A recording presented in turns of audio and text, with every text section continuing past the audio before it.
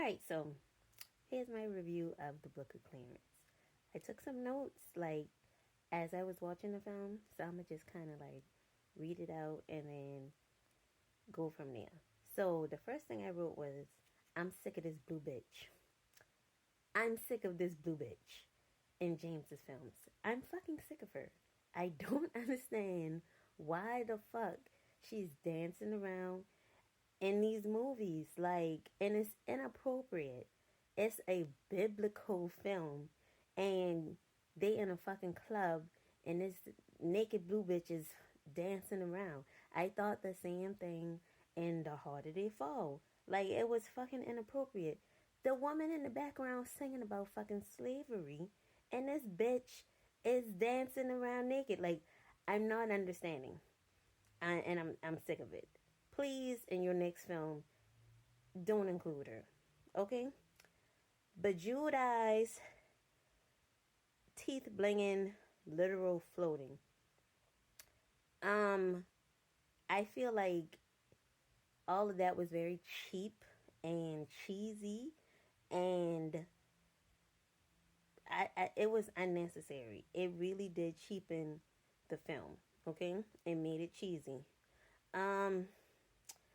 Thomas's contact lenses. Why? Why is this man wearing contacts? I'm not understanding. It was unnecessary. Why is he wearing contacts? Okay? Horrible accents. The accent was horrible and inconsistent. You got all these fucking British Africans and then a sprinkle of American blacks, and all of them are bringing in different accents. It's inconsistent. It doesn't sound good. Sometimes they sound like they was in Jamaica. I don't know, but it was bad. And then Clarence, he would go in and out of accents. So it just was bad. It really was. Sorry. Um why are the apostles so hateful? Why are they so mean? Like, I don't understand why the apostles were so damn nasty and mean. I get that they, like, would be maybe defensive because they want to, like, defend anybody that's trying to get close to their Messiah or whatever, but it just felt like really unnecessary the way that they were dogging out Clarence. It was just nasty, like, and it was unnecessary. Um,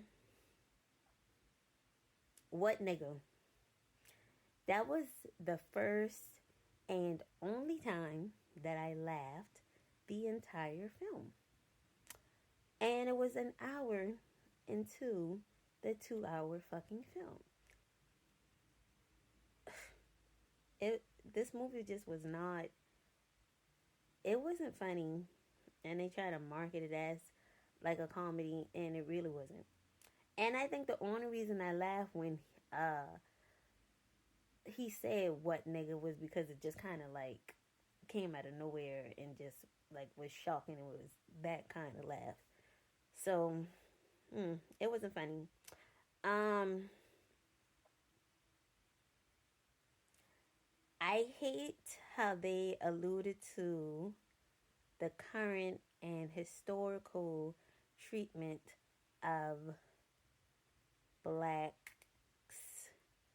and Africans and people of color. I feel like this film was not the place for it. Like, why are we bringing up police brutality and stuff like that in this film? Like, this wasn't our story. So I just didn't get, like, the context. I felt like it wasn't necessary. This is not our story. This is supposed to be about someone, being jealous of Jesus. Like, it wasn't the place for it. Um why does Mary Magdalene have lashes and a weave? Why? Everybody else in the film nappy headed. Mary been nappy headed when she had them fucking braids in her fucking head and we could see her fucking edges. The head been nappy in. But then all of a sudden she get with Jesus and now the bitch got a fucking silky smooth. And like, I don't understand.